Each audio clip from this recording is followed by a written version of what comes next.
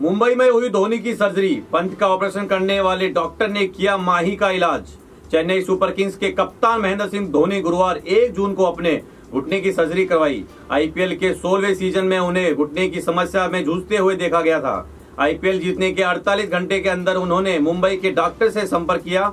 धोनी ने उसी डॉक्टर से परामर्श लिया जिन्होंने विकेट कीपर बल्लेबाज ऋषभ पंत का इलाज किया है। उसके बाद सर्जरी करवाने का फैसला किया। गुरुवार को सुबह 8 बजे उनका सफल ऑपरेशन हुआ।